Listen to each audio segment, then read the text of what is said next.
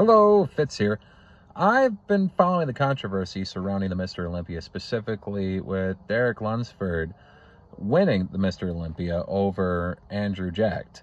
And I've also seen the post from Lee Haney, who suggested that height classes be introduced into the Open.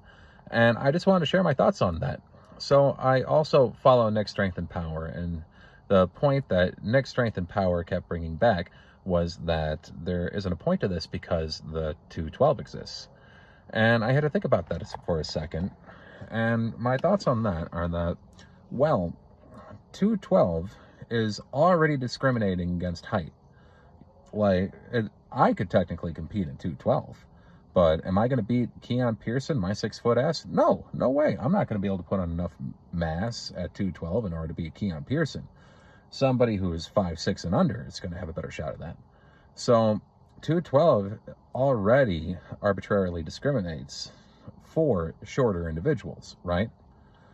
Well, if you introduced weight classes into the Open, well, let's backtrack. If you introduced height classes into the Open, suddenly you're taking something that's seemingly a voluntary distinction, like weight, something that you can control, and you're making it something that's compulsory. Height, you can't control that. So you just fall wherever your height category puts you in. Now, classic physique has something like that, but it's a bit different where classic physique has certain weight caps for certain heights. That's a whole different can of worms. We're not going to get into that. But what I think that should be done instead is that the problem I keep coming back to is that, like Nick said, 212 exists. And another problem is that 212 just doesn't pay as much as open bodybuilding. Someone like Keon Pearson is going to be incentivized to go into the Open because 212 is only awarding like $50,000, but open bodybuilding is going to be awarding like $600,000. And Keon Pearson, as good as he is, he's being hailed as one of the greatest bodybuilders of all time, is going to be incentivized to go into the Open and potentially risk ruining his physique because we're already seeing some kind of distension going on with his gut. His abs are already beginning to split from his recent drive for mass. He was like 202 in 2024, and he hit his weight cap for the first time in 212. If he's already exhibiting a distension right now at 212, his gut's going to blow out for sure in the next few years here if he goes open. But he's only doing that once again because I think that open bodybuilding is just more distinguished, first of all. Like, the open bodybuilding champion is more celebrated than the 212, period. And, again, it just pays more money. So how about this?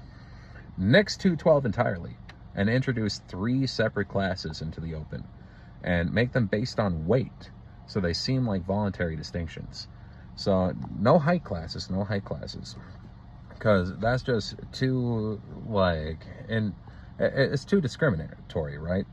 Off of things that a competitor can't control.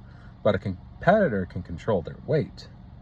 And that introduces an element, competitive element. So roll 212 straight into the Open. And then introduce a middleweight category, like 250. And then 250 plus for all of our heavyweight competitors like Andrew Jack, Samson Dauda, potentially even Nick Walker, right? But now this has another element to it because you would have your class winners. These class winners, you would take them and you would throw them into the overall. They would compete for the big bucks. Make the class winners compete for first, second, and third. Give out individual amounts of prize money to them. Something like $100,000 for first, 30,000 for second, 15,000 for third, and then you reduce the overall prize money for overall like 500,000 for the top. But whoever wins their class is going to win the overall too, right? Whoever wins the overall is going to be winning their class too, I mean. So it's still going to be 600,000 first place. So it doesn't reduce the overall prize money. And then you can just take the prize money from the 212 and roll it into the pool for the Open. So it'll mitigate the cost from introducing the extra classes and awarding them prize money, right? But you're introducing another competitive element like I was getting to before I just ran off in a different direction, where you have athletes who are actively trying to cut weight to make their weight caps. So they're necessarily going to be taking off weight from all of the places they can, like their midsection. Like athletes who are trying to stay under a certain weight cap are going to have better midsection control, period. So we're going to see better tapers and less individuals that have that distended gut that we still see occasionally, right? And that's also going to force the heavyweights to compete against individuals that are going through this midsection control. So it forces everybody to, well, it compels them more like to have even tighter waist control, so that we see some of that golden era aesthetic brought back into open bodybuilding. I think that this is the way to go. Roll 212 straight into the open, introduce a middleweight category, have the top two from each class compete for the overall, and yeah, I just want to share my thoughts on that. Hope this gains traction, causes a bit of discussion.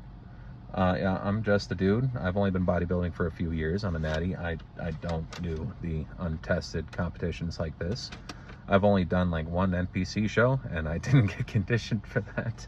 So, yeah, you know, I'm getting into the reeds. But I you know, hope this gains traction. My name is Albert Fitzgerald. You can call me Fitz. I'm a strength and bodybuilding coach. Thank you for your time, and have a good night.